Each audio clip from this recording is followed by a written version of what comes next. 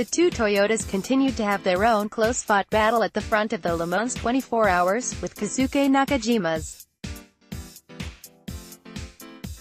Nakajima held the lead despite double stinting his tires, while Kamui Kobayashi had fresher tires from the pit stop in which he took over the car from Jose Maria Lopez in the 6th hour.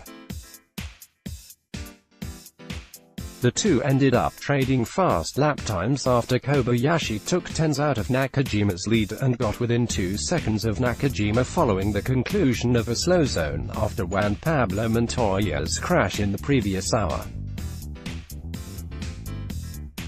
But Kobayashi held the lead over Nakajima by under 1 second at the conclusion of the 7th hour.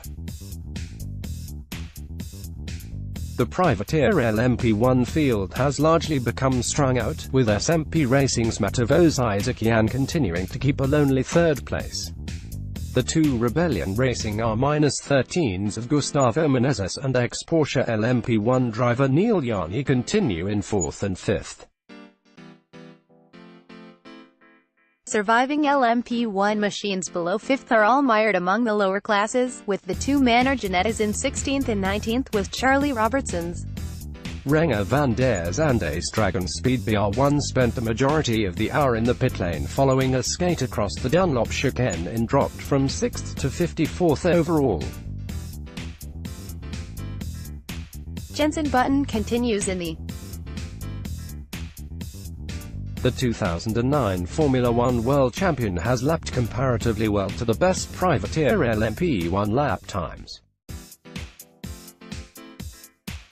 Fernback in LMP2 leading G-Drive car Jean-Eric Verne has retained the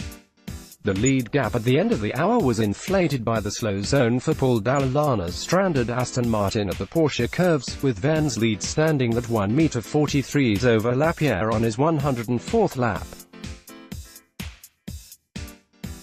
Lapierre took over second place when IDEC Sports' Paul Lupchatin came in for the team's 11th stop just prior to the hour mark.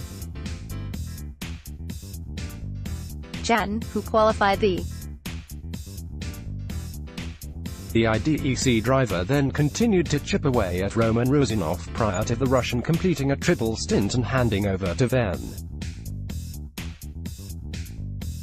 whose quadruple at the start of the race laid the groundwork for the Chatton had been a minute behind Verne when the leader emerged from the pits on lap 101, before pitting himself on lap 104 and rejoining third. Will Stevens has taken over from the struggling Burett aboard the fourth-placed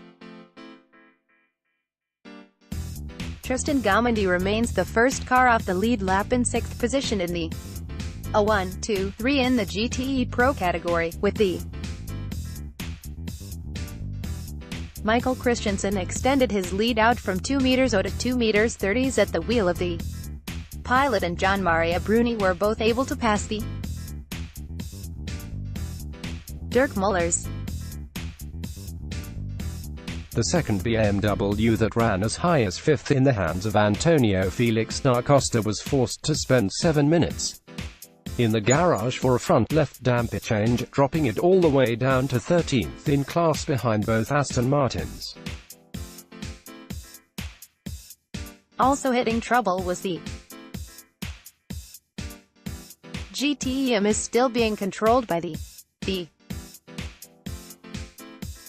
positions after 7 hour Spa Glasscar drivers laps gap 1 LMP1 Pro.